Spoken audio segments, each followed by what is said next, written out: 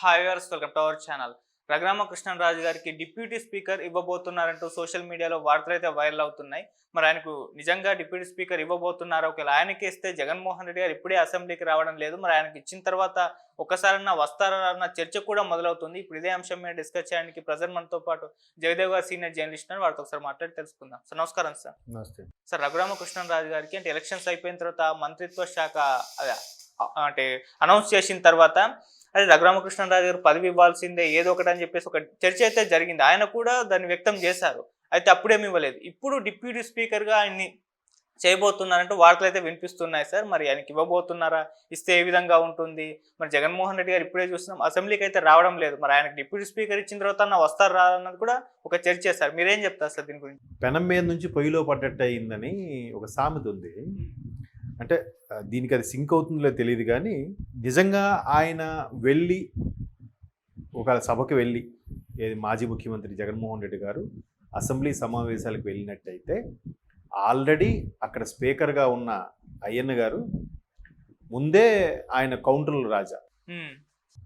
గత ప్రభుత్వంలో ప్రతిపక్షంలో ఉన్న వ్యక్తిగా, లేదంటే ప్రభుత్వాన్ని ధీటుగా ఎదుర్కొనే వ్యక్తిగా, పంచులు కౌంటర్లు వేసే వ్యక్తిగా అయ్యన్న పాత్రుడు గారికి మంచి పేరుంది.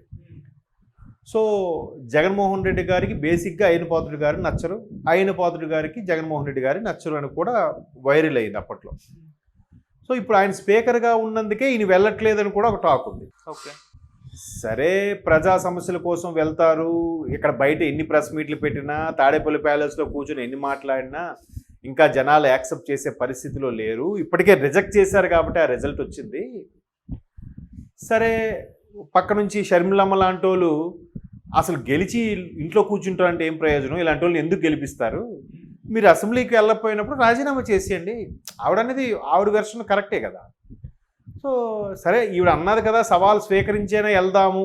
ఒకవేళ స్పీకర్ గారు ఆప్షన్స్లో సభకి ఆప్షన్స్ అయిన సందర్భంలో, లేదా హానరబుల్ స్పీకర్ గారు రెస్ట్ మోడ్లో ఉన్నప్పుడు డిప్యూటీ స్పీకర్ గారు ఛార్జ్ తీసుకుంటారు. సరే, ఆ టైంలో జస్ట్ సభకి వెళ్ళాము, మేము అసెంబ్లీకి వెళ్ళామని అనిపించుకోవడానికి వెళ్ళారు అని పోనీ ఈయన రికార్డులో ఒక మాట పెట్టుకుందామన్నా డిప్యూటీ స్పీకర్గా RRR గారు వస్తారన్న వార్తే అమ్మనాయన ఈయనకి మామూలుగానే ఆయన ఒక అంటే ఎలా చెప్పాలి, సింహస్వప్నం. ఆ వైసీపీ లోగోతోనే, వైసీపీ పార్టీ గుర్తుతోనే గెలిచిన వ్యక్తి అదే వైసీపీకి సింహస్వప్నంగా మారాడుగా. ఆయన పోలీసులు అరెస్ట్ చేసినా, ఎన్ని చేసినా, ఎన్ని ఇబ్బందులు గురి చేసినా, ఆయన అనర్హత వేట్లు వేసినా ఏమి దేనికి భయపడకుండా ధీటుగా నిలబడ్డ వ్యక్తి ఆయన సొంత ఛానల్లో ప్రతిదీ విరుపులు చలోక్తులు, జగన్మోహన్ రెడ్డి గారి మీదే కౌంటర్లు వేసే RRR గారు. సరే, అయ్యన్న పాత్రుడు గారు రెస్ట్లో కానీ ఆబ్సెన్స్లో ఉన్నప్పుడు వేరే స్పీకర్ గారు వస్తే ఆ టైంలో జస్ట్ సభలోకి వెళ్ళి కనబడి హాజరేయించుకొచ్చేద్దాం అనుకున్నా కూడా డిప్యూటీ స్పీకర్గా ఈయన వెళ్ళారు అనుకోండి, ఇంకా నెక్స్ట్ పరిస్థితి ఏంటి? ఇవన్నీ పక్కన పెడితే రాజకీయాలు అన్నాక అక్కడ డిప్యూటీ స్పీకర్గా RRR గారు ఉన్నారో, స్పీకర్గా అయ్యన్న పాత్రుడు గారు ఉన్నారో, సభా నాయకుడుగా ముఖ్యమంత్రి చంద్రబాబు నాయుడు గారు ఉన్నారో, లేదా మరొక ఉపనాయకుడు ఉప ముఖ్యమంత్రి పవన్ కళ్యాణ్ గారు ఉన్నారో, వీళ్ళెవ్వరిని ఎదుర్కొనే సత్తా ఉండాలి. ఎందుకంటే జగన్మోహన్ రెడ్డి గారి అభిమానుల దృష్టిలో జగన్మోహన్ రెడ్డి గారు తోపు, తురుము, పులి అన్న టైగర్. అన్నొచ్చాడంటే ఎవరైనా పక్కకు జరిగిపోవాల్సిందే అనే స్థాయిలో ట్రోల్స్ ఇవన్నీ చేసిన సందర్భంలో ఈయన వెళ్ళాలి. అసలు ఈయనకి ఈ విధంగా అడ్వైజ్ ఎవరు చేస్తున్నారో తెలియదు, కానీ ఆయన వెళ్ళాడు అనుకోండి, ఆయనకి మాట్లాడడానికి అవకాశం ఇవ్వలేదు అనుకుందాం. ఫస్ట్ ఆఫ్ ఆల్ ఆయనకి ప్రతిపక్ష హోదాయే లేదు. ఎందుకు? మినిమం 10% ఆఫ్ సీట్లు ఉండాలి కాబట్టి లేవు. అంటే 175కి కనీసం 17-18 సీట్లు ఉండాలి, అవి లేవు. సరే, పోనీ సభలోకి వెళ్తే మాట్లాడడానికి ఛాన్స్ ఇస్తారంటే ఎవరని ఎందుకు అనుకుంటున్నాడు ఈయన? గతంలో ఈయన ఎవరికి ఇవ్వలేదు కదా, అంతేనా? 2. మూడవది, పోనీ వెళ్ళి వెనాక్ సీట్లు ఎక్కడో కూర్చున్నా, అధ్యక్ష నాకు ఒక అవకాశం ఇవ్వండి నేను పెట్టుకున్నా, ఈయనకి ఇవ్వరు, పైగా అవమానం చేస్తారు అని భయం ఉంది. ఎందుకు అవమానం చేస్తారు? గతంలో అదే అసెంబ్లీ సాక్షిగా ప్రస్తుత ముఖ్యమంత్రి భార్యని, ప్రస్తుత ముఖ్యమంత్రి కుమారుడిని అవమానపరిచారుగా. మరి అవమానం గుర్తుంటుంది కదా, అమ్మో మనం చేసాం కంటే వీళ్ళు కూడా మనం చేస్తారా అన్నదొకటి.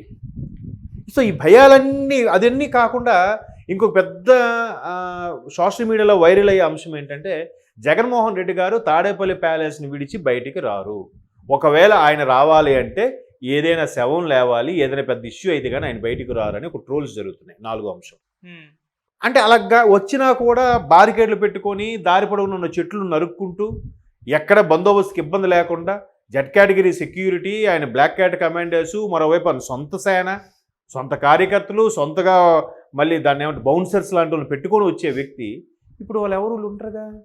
ఓన్లీ బౌన్సర్లు సొంతంగా పెట్టుకోవని రావాలి, అదొక ఇష్యూ ఉంది.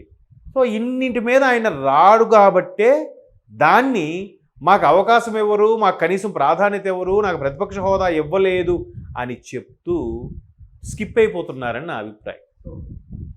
పొరపాటున ఎవరైనా మంచివాడు సలహా ఇచ్చి లేదన్నా మీరు వెళ్ళాలి, మీరు వెళ్తే మీకు అవకాశం ఇవ్వలేదు అనుకోండి, సభలో వెనక్కి ఎక్కడో ఉండిపోయారు, ఈరోజు వెళ్ళారు ఇవ్వలేదు, రేపు వెళ్ళారు ఇవ్వలేదు, ఒక 30 రోజులో 50 రోజులో 100 రోజులు అయ్యింది అనుకుందాం, అంటే 2 రోజులు అవ్వదు చెప్తున్నా ఎగ్జాంపుల్కి, 99 రోజులు ఇవ్వలేదు, 100 రోజునే ఇస్తారుగా.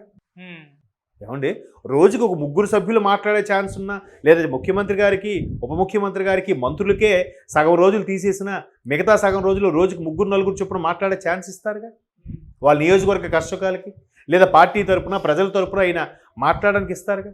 అలాగే వెళ్ళమని చెప్పొచ్చు కదా ఎవడైనా అడ్వైజరు. అంటే అది చెప్పరా, లేకపోతే తిని వినడా?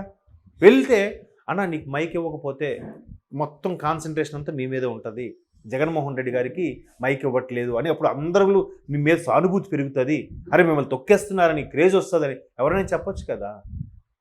అంతే కదా, అరే ఆయనకు ఒక్కసారి ఇవ్వాలి కదా, సభా మర్యాద కదా, సరే ఇస్తే ఏం పోయింది అని ఫీలింగ్ వస్తుంది కదా. అలా చేసుకోవాలి కానీ నేను వెళ్ళను, నేను బయట నుంచే ఫైట్ చేస్తా, నేను బయట అలా అనుకుంటే పవన్ కళ్యాణ్ గారు 2 చోట్ల ఓడిపోతే మూల కూర్చున్నాడా? నాకెందుకు ఈ రాజకీయాలు చెప్పి సినిమాల వైపు వెళ్ళిపోయాడా, విదేశాలు పారిపోయాడా? లేదే, 3వ రోజు మళ్ళీ బయటకు వచ్చాడు. మీ అభిమానాన్ని, మీ నమ్మకాన్ని చూరగొనలేకపోయాను, ఈసారి మీ నమ్మకాన్ని ఖచ్చితంగా సాధిస్తాను అని చెప్పి ముందుకు వచ్చారు. ట్రెమెండస్ చేంజెస్ జరిగాయి, డేరింగ్ డెసిషన్ తీసుకున్నారు. టీడీపీతో పొత్తు అనేది ఒక రెవల్యూషనరీ థాట్, అది ఒక్కసారి చేంజ్ అయిపోలే. అఫ్కోర్స్ టీడీపీకే ఎక్కువ సింహభాగం ఉంది గెలుపులో కానీ, అందులో వ్యూహాల్లో కానీ, లేదంటే ఎక్కువ మంది గెలుచుకునే సత్తా కానీ టీడీపీకి ఉంది, కారణం సింహభాగం టీడీపీదే. దాంతోపాటు ఇది కూడా యాడ్ అయింది. ఈయనకి ఏ ఎక్స్పీరియన్స్ ఉందని పార్టీ పెట్టి జస్ట్ 10 ఏళ్ళు అయ్యిందేమో పవన్ కళ్యాణ్ గారు, మరి గెలవలేదుగా, అవమానపడ్డాడుగా, ఇన్ని అన్నారుగా, అంత మాత్రం వెళ్ళడం మానేశాడా? అలా వెళ్ళాలి, అవన్నీ డిసైడ్ అయ్యే రాజకీయాల్లోకి రావాలి. అంతేగాని మీ ఇంట్లో కూర్చొని నెక్స్ట్ మాట ఏమొస్తుంది, మేము కొడతాం, నెక్స్ట్ మేము వస్తాం, పోలీసులు జాగ్రత్త, నెక్స్ట్ మేము వస్తాం, ఐఏఎస్ ఆఫీసర్లు మీరు జాగ్రత్తగా ఉండాలి, ఎందుకు ఇది? వెళ్ళాలి, ప్రజల్లోకి వెళ్తే నిజంగా ఐఏఎస్ ఆఫీసర్లు వాళ్ళు తప్పు చేస్తున్నారా, లేకపోతే కూటమి ప్రభుత్వం చెప్తుంటే వాళ్ళు బిహేవ్ చేస్తున్నారా, లేదంటే ఇంకా జగన్మోహన్ రెడ్డి గారికి ఫేవర్గా పనిచేసే వాళ్ళు ఉన్నారా అనేది ఒక క్లారిటీ వస్తుంది. వెళ్ళాలి కదా. షర్మిలమ్మ గారు అనేది ఇప్పుడు షర్మిలమ్మ గారు కూడా ఎందుకు మాట్లాడుతున్నారండి? ఆవిడ ఎమ్మెల్యే కాదు, ఎంపీ కాదు, ఒక ఎంపీటీసీ కాదు, ఒక సర్పంచ్ కూడా కాదు, ఒక వార్డు మెంబర్ కూడా కాదు. మరి బాధ్యతగా వస్తున్నారా, మాట్లాడుతున్నారా? మరి మీకు గెలిపించుకున్నందుకు మీ 11 మందితో వెళ్ళండి. 2009లో 18 మందితో వెళ్ళారు చిరంజీవి గారు. చిరంజీవి గారు గవర్నమెంట్ ఫామ్ చేస్తారని అనుకున్నారుగా అందరూ. ఏమైంది మరి? అంత మాత్రం ఆయన సభకి వెళ్ళడం మానేశాడా? అప్పుడు ప్రతిపక్ష నేత ఎవరు? చంద్రబాబు నాయుడు గారుగా. మరి ఈయనకి ప్రాధాన్యత లేదుగా, మరి వెళ్ళాడుగా. అట్లా అరే ఇప్పుడు ఇక్కడ కూడా చూడండి, ఎంఐఎం ఉంది, ఎంఐఎం ఎప్పుడు 7-6 అంతే. మరి అంత మాత్రాన మాకు ప్రాధాన్యత ఇవ్వట్లేదు, మమ్మల్ని ఎక్కడో వెనక్కి కూర్చోబెడతారు అని వెళ్ళడం మానేస్తున్నారా? అక్బరుద్దీన్ ఓవైసీ గారు ప్రతి సమావేశాల్లో ఏదో ఒక అంశాన్ని లేవనెత్తి మాట్లాడతాడు ఆయన. మరి అది చూసేది మనం నేర్చుకోవాలి కదా. నేను వెళ్ళను, డిప్యూటీ స్పీకర్గా ఈయన ఉంటాడు వెళ్ళను, స్పీకర్గా ఆయన ఉంటాడు నాకు ఛాన్స్ ఎవడు వెళ్ళను అంటే ఎలా? అంటే మీ ప్రజలతో అవసరం లేదా? ప్రజల కోసం మీరు పోరాడరా?